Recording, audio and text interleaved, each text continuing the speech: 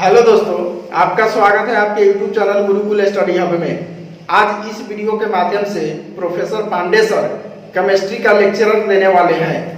तो केमिस्ट्री में आज एटम चैप्टर बेसिक कंसेप्ट को बताने चल रहे हैं। तो चलिए दोस्तों, शुरू होती है आज का क्लास। चलिए आज हम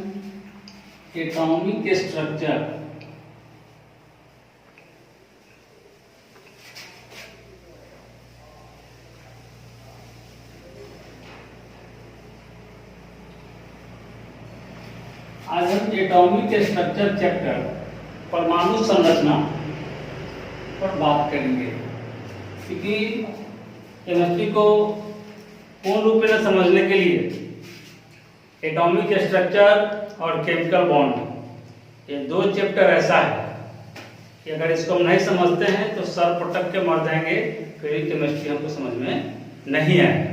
क्योंकि बुनियाद इसी से शुरू होती है और इसी पर पूरा केमिस्ट्री आधारित भी है। इसलिए सबसे पहले हम बात करेंगे एटॉमिक स्ट्रक्चर की। इसमें सबसे पहले हम जानेंगे एटम। क्या जानेंगे? सबसे पहले एटम को जानेंगे कि एटम क्या है। इसके लिए हम विचार करते हैं, इसका शाब्दिक अर्थ अपने यहां हम लिखते हैं परमाणु। क्या लिखते हैं? परमाणु। इस एटम का वैज्ञानिक अर्थ कुछ अलग है और शाब्दिक अर्थ कुछ अलग है। पहले हम शब्द पर विचार करते हैं, इस परमाणु का शाब्दिक अर्थ कैसे हम निकालेंगे। हम इसका संधि विच्छेद करते हैं। आप सब जानते होंगे संधि विच्छेद। इसका हम संधि विच्छेद करेंगे तो होगा परम जोड़ अणु। क्या होगा? परम जोड़ अणु। देखिए, इसमें मूल शब्द है अणु। मूल शब्द है अणु और परम समझिए कि एक शब्दांश है, शब्द का एक हिस्सा है। आप पढ़े होंगे संस्कृत में या हिंदी व्याकरण में उपसर्ग और प्रत्यय। उपसर्ग और प्रत्यय इंग्लिश में आप पढ़े होंगे इसको प्रीफिक्स और सफिक्स। प्रीफिक्स का अर्थ होता है उपसर्ग और सफिक्स का अर्थ होता है प्रत्यय। उपसर्ग का काम है यह किसी भी शब्द के आरंभ में लगकर उसके अर्थ में परिवर्तन लाता है, और प्रत्यय का काम है कि शब्द के अंत में लगकर उसके अर्थ में परिवर्तन लाता है। तो अब यहां देखते हैं प्रीफिक्स का क्या कमाल है। मूल शब्द है हमारा अणु और उसमें यह एक उपसर्ग जुड़ गया परम। यह क्या है? उपसर्ग। क्या है? यह उपसर्ग है। उपसर्ग या परम जो है बिल्कुल अंतिम स्थिति का सूचक है। क्या है? अंतिम स्थिति का सूचक है। अब हम आते हैं अणु। अणु कहने का मतलब क्या होता है? किसी चीज का, किसी भी वस्तु का सूक्ष्म रूप। क्या होता है? सूक्ष्म रूप। छोटे हिस्सा को हम अणु बोलेंगे। किसी भी पदार्थ का, किसी भी द्रव का जो सूक्ष्म इकाई होगा उसको बोलेंगे हम लोग अणु। उसमें जोड़ दिया एक उपसर्ग। ये तो क्या है? उपसर्ग परम, और तब दोनों को मिलाने से बन गया परमाणु। यह परम उपसर्ग जो है यह चरम स्थिति का सूचक है, अंतिम स्थिति का सूचक है। अति हो जाए, आप पढ़े होंगे इंग्लिश ग्रामर में डिग्री ऑफ कंपैरिजन, उसमें पढ़े होंगे आप positive degree, comparative degree, superlative degree. जैसे हम लोग, अब अणु का मतलब क्या हुआ? किसी बड़े चीज का सूक्ष्म रूप, और परम जो है वह अंतिम स्थिति का सूचक है। परम क्या है? अंतिम स्थिति का सूचक है। जैसे हम लिखते हैं परम प्रिय मित्र। परम प्रिय मित्र। तो परम प्रिय मित्र का मतलब क्या हो? कि वह मित्र जो सबसे ज्यादा प्रिय हो। प्रिय तो हो लेकिन उससे ज्यादा कोई प्रिय नहीं हो, तब उसके लिए हम लगाएंगे परम प्रिय मित्र। अब लिखते हैं परम आदरणीय। परम आदरणीय। जो व्यक्ति सबसे ज्यादा आदर के लायक हो उसको बोलेंगे परम आदरणीय। उसके लिए हम आदरणीय में एक परम उपसर्ग जोड़ दिए। उसी प्रकार से अणु किसी भी वस्तु का, किसी पदार्थ का सूक्ष्म रूप लेकिन जो सबसे सूक्ष्म हो उसको बोलेंगे हम परमाणु। स्पष्ट है? अब तो समझने में दिक्कत नहीं होगी। अब अणु के लिए अब हम यहां कह रहे हैं सूक्ष्म का मतलब हुआ स्मॉल। क्या हुआ? स्मॉल। इससे हम कंपैरेटिव डिग्री बनाएंगे स्मॉलर, और तब इससे आएगा स्मॉलेस्ट। दिस इज परम जोड़ अणु, परमाणु। तो सबसे छोटा जो होगा उसके लिए हम एक टर्म देंगे परमाणु। क्लियर है? यहां तक कोई दिक्कत नहीं है। किसी पदार्थ का सबसे छोटा कण, सबसे छोटा हिस्सा जो होगा, स्मॉलेस्ट पार्टिकल, उसको हम बोलेंगे परमाणु। अब देखते हैं इसका सफिक्स। सफिक्स पर अब एक टर्म मेरे पास आया सूक्ष्म। अब इससे मैंने एक प्रत्यय जोड़ दिया तम, इससे हो गया सूक्ष्मतम। सूक्ष्म से क्या हो गया? सूक्ष्मतम। सूक्ष्मतम कहने का मतलब हुआ यह स्मॉलेस्ट, मतलब किसी भी पदार्थ के सूक्ष्मतम कण को ही हम परमाणु कहेंगे। क्या कहेंगे? सूक्ष्मतम कण को परमाणु कहेंगे। जैसे हम लिखते हैं तम उपसर्ग, जैसे होता है निकट, उससे बनाते हैं निकट तर, फिर बनाते हैं निकटतम। निकट का मतलब नजदीक हुआ, निकटतर का मतलब क्या हुआ? किसी दो के बीच हम कंपेरिजन किए, एक दूसरे से जो ज्यादा करीब है। और निकटतम का मतलब हुआ कि सबों के अपेक्षा जो सबसे नजदीक हुआ उसी को हम निकटतम बोलेंगे। जैसे प्रियतम, प्रियतम जो सबसे ज्यादा प्यारा हो उसको प्रियतम बोलेंगे। उसी प्रकार से किसी पदार्थ का वह कण जो सबसे छोटा हो उसको हम क्या बोलेंगे? परमाणु। मतलब परमाणु इज द स्मॉलेस्ट पार्टिकल। परमाणु, atom is the smallest particle of any element. Last में हम इसका शाब्दिक अर्थ निकालेंगे क्या? कि परमाणु जो है वह किसी भी पदार्थ का सबसे छोटा कण होता है। यह इसका शाब्दिक अर्थ है, यह इसका कोई वैज्ञानिक अर्थ नहीं है। इस एटम शब्द को, चलिए इसको साफ करते हैं।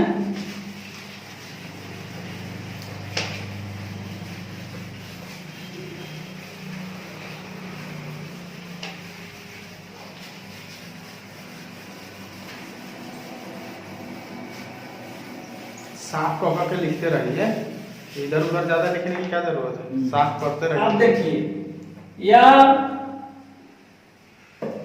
इससे लिखे नहीं बोला हमारे घर से।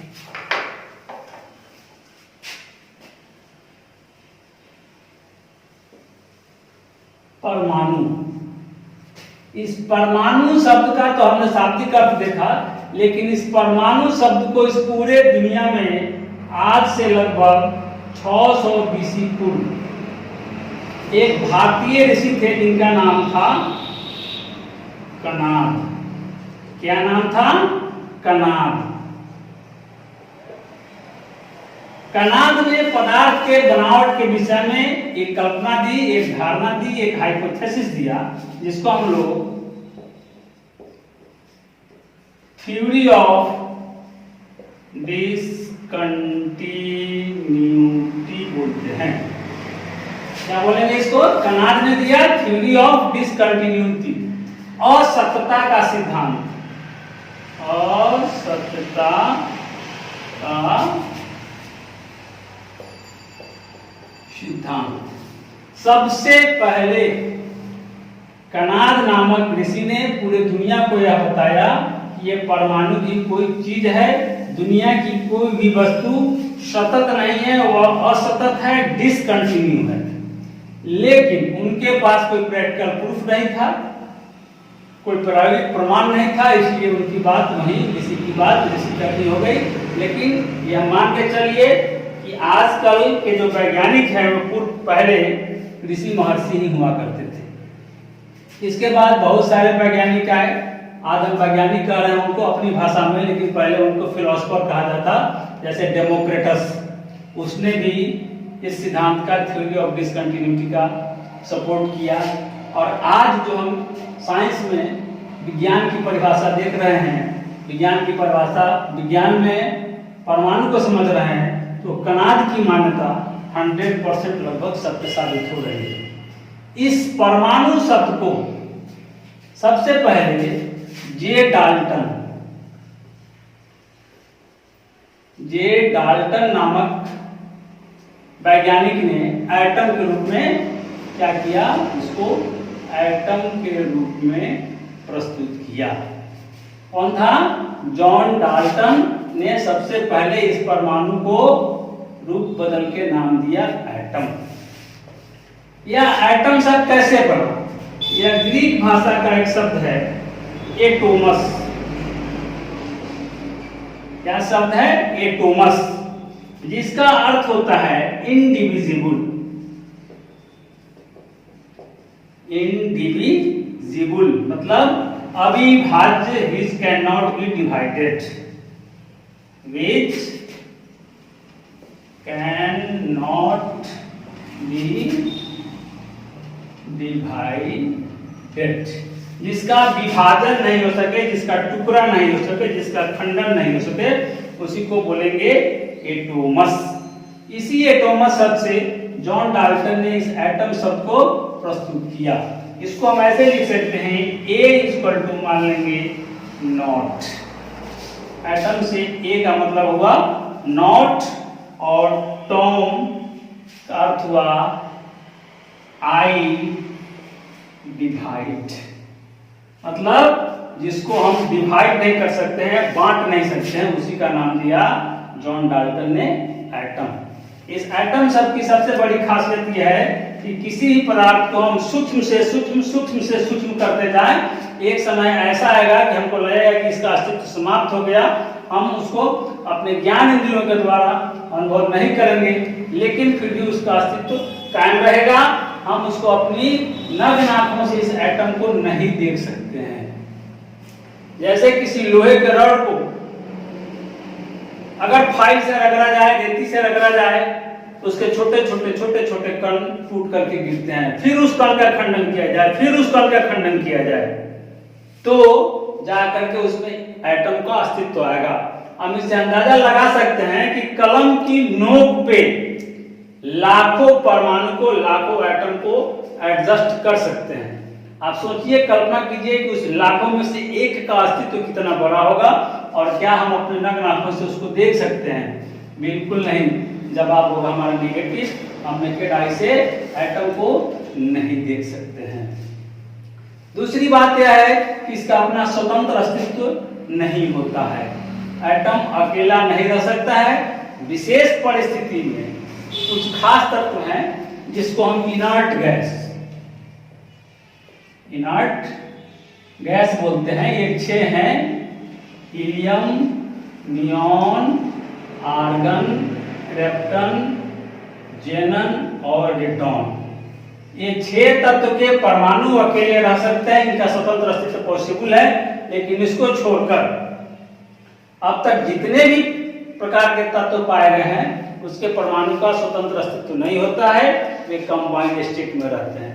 तो इस प्रकार से जॉन डाल्टन ने यह कहा कि the smallest particle of any element which possesses all the properties of that element but cannot be further subdivided, लेकिन जिसका पुनः बंटवारा नहीं हो सकता है, is called atom।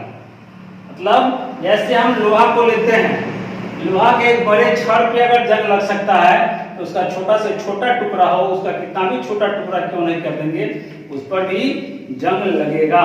मतलब लोहे का गुण उसमें वर्तमान होगा। गोल्ड है, सोना है, उसका एक बड़ा सा चिप्स हो या एक बारीक से बारीक पतला उसका वायर हो, तार हो या छोटा से छोटा टुकड़ा हो, फिर भी उसकी गुणवत्ता वही होगी, कलर वही होगा, उसके गुण में कोई परिवर्तन नहीं होगा। ऐसा नहीं है कि सोना को छोटा करते करते बहुत छोटा कर देंगे तो वह लोहा हो जाएगा और लोहा को छोटा करते करते वह चांदी बन जाएगा। किसी भी परिस्थिति में वो अपने अस्तित्व को कायम रखता है। यह पदार्थ के अनश्वरता का सिद्धांत है। पदार्थ कभी नष्ट नहीं होता है, वो अनश्वर है। इसीलिए हम कहते हैं कि atom is a tiny particle. Atom क्या है? बहुत ही सूक्ष्म से सूक्ष्म कण है, जिसमें चाहे वह जिस पदार्थ का टुकड़ा हो, जिसका खंड हो, उसमें उस पदार्थ का संपूर्ण गुण वर्तमान होता है, लेकिन यह नग्न आंखों द्वारा नहीं देखा जा सकता है। और साथ साथ इसकी सबसे बड़ी बात है, प्रॉपर्टीज है कि इट टेक्स पार्ट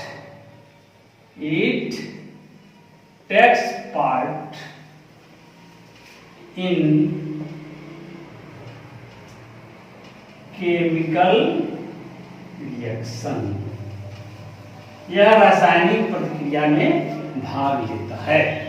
तो इस प्रकार से हम कह सकते हैं कि परमाणु किसी भी पदार्थ का वह सूक्ष्म कण है जिसमें उस तत्व के सभी गुण वर्तमान होते हैं, जो स्वतंत्र अवस्था में पाया भी जाता है और नहीं भी पाया जाता है, परंतु रासायनिक प्रतिक्रिया में भाग लेता है। उसको हम क्या कहेंगे? परमाणु कहेंगे। अब इसको मैंने कहा स्मॉलेस्ट पार्टिकल। देखिए,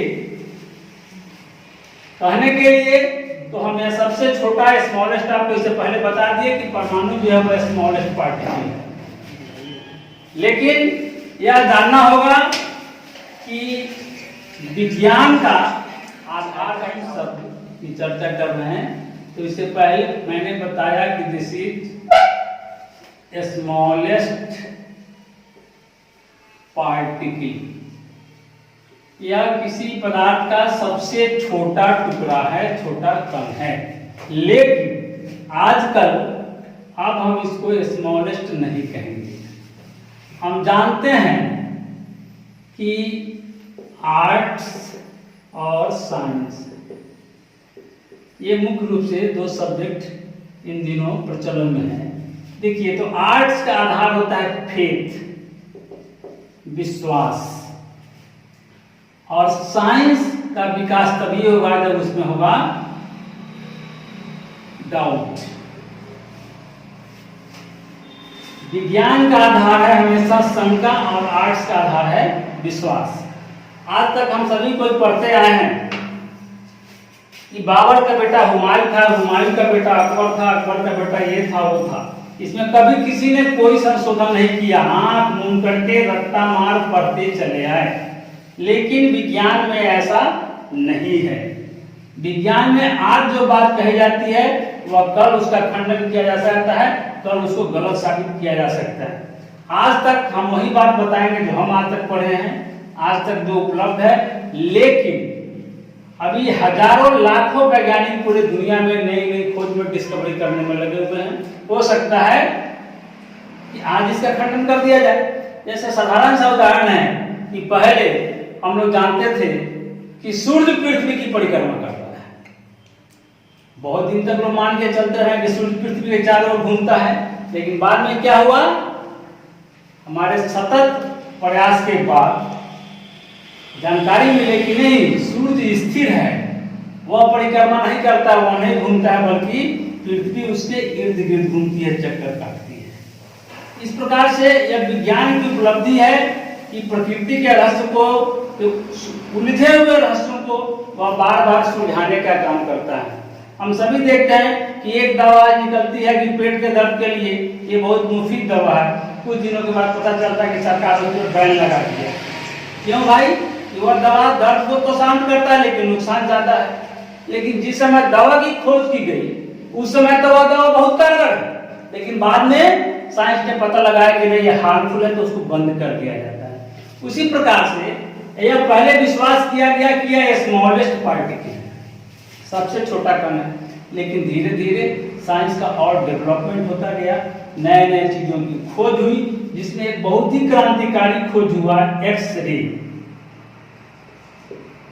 एक्सरे का नाम आप सबको सुने होंगे, संभवतः बहुत लोग देखने का भी प्रयास किए होंगे, लेकिन हम में से किसी ने एक्सरे को नहीं देखा है। एक्सरे द्वारा जो बनाया गया फोटोग्राफिक प्लेट होता है, हम उसको देखते हैं। इस एक्सरे की खोज ने विज्ञान के क्षेत्र में एक क्रांति पैदा कर दिया, और जब एक्सरे की खोज हुई तो वैज्ञानिकों को शक होने लगा कि यह एटम जो है यह किसी पदार्थ का स्मॉलेस्ट पार्टिकल नहीं है।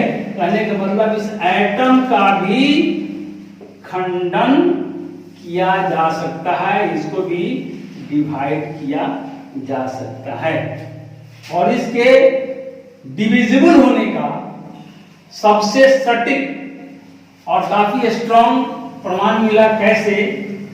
माइकल फैराडे के प्रयोग से, जिसको आप इलेक्ट्रोलाइसिस का नाम सुने होंगे, विद्युत विच्छेदन प्रयोग के बाद, एक्सपेरिमेंट के बाद यह क्लियर हो गया कि atom is not the smallest particle. Atom सबसे छोटा कण नहीं है, और इसको भी फिर डिवाइड किया जा सकता है, और अंत में वैज्ञानिकों ने इसका डिवीजन किया, और छोटे छोटे अनेक कण बने इसमें। जिसमें पहले आप नाम सुने होंगे, इलेक्ट्रॉन के नाम से सबको परिचित होंगे। दूसरा इसका प्रोटॉन हुआ, तीसरा इसका न्यूट्रॉन हुआ, उसी प्रकार से चौथा इसमें मेसॉन है, पांचवा इसमें न्यूट्रिनो है, पॉजिटिव मेसॉन है, नेगेटिव मेसॉन है, पाई इलेक्ट्रॉन है, बहुत कुछ है, एंटी प्रोटॉन है। लेकिन ये तीन कण, इलेक्ट्रॉन, प्रोटॉन और न्यूट्रॉन, ये इस एटम में पाए जाने वाले परमानेंट कण होते हैं। लेकिन उसके अलावा मैंने जिन कणों का नाम लिया, जैसे मेसॉन हुआ, न्यूट्रिनो हुआ, पॉजिट्रॉन हुआ, ये सब कण एटम में परमानेंट नहीं पाए जाते हैं। एटम के भीतर एक प्रकार की रासायनिक प्रक्रिया लगातार चलती रहती है, जिसमें इन सभी कणों का निर्माण भी होता है और विनाश भी होता है। लेकिन ये तीन कण उसमें परमानेंटली है, लॉन्ग लिव्ड है, और इन सब कणों का शॉर्ट टाइम है, क्षणभंगुर होते हैं, इनका निर्माण भी होता है और विनाश भी होता है। इसलिए अब यह मान के चलते हैं कि एटम इज कंपोज्ड ऑफ या फॉर्म बाय इलेक्ट्रॉन, प्रोटॉन और न्यूट्रॉन। इसलिए इस तीन कण को, इलेक्ट्रॉन, प्रोटॉन, न्यूट्रॉन को हम मुख्य रूप से फंडामेंटल पार्टिकल के नाम से जानते हैं। यह एटम का मौलिक कण है, आधारभूत कण है। यह इलेक्ट्रॉन, प्रोटॉन, न्यूट्रॉन कहां से आया? एटम से, और पूरे पदार्थ का निर्माण इस एटम से हुआ। पूरे पदार्थ का निर्माण इस एटम से हुआ, पूरे द्रव्य का निर्माण एटम से हुआ। इसका मतलब हुआ कि इस पूरे ब्रह्मांड में इस एटम के सिवा कुछ नहीं है, सारे के सारे इस एटम से बने हुए हैं। और इस एटम के लिए ये तीन कण, electron, proton, neutron, basic particle हैं। इसी तीनों के आपसी अंतर क्रिया के द्वारा एटम का निर्माण हुआ, और फिर एटम से मॉलिक्यूल बने, एलिमेंट बने, कंपाउंड बने, जो कुछ बने, लेकिन इसी तीन से हुए। जैसे हम जानते हैं इस सृष्टि को चलाने के लिए हमारे तीन देव होते हैं, त्रिदेव, जैसे हम लोग कहते हैं ब्रह्मा, विष्णु, महेश। ये तीन मिलकर इस पूरे ब्रह्मांड को चलाते हैं। ठीक उसी प्रकार से इस पूरे ब्रह्मांड को, यूनिवर्स को चलाने के लिए इलेक्ट्रॉन, प्रोटॉन और न्यूट्रॉन, ये त्रिदेव हैं। त्रिदेव हैं, इसके बगैर सृष्टि का निर्माण संभव नहीं है। चलिए आज के लिए इतना ही। फिर हम इलेक्ट्रॉन, प्रोटॉन, न्यूट्रॉन का डिस्कवरी और फिर इसके कैरेक्टर को नेक्स्ट क्लास में देखेंगे।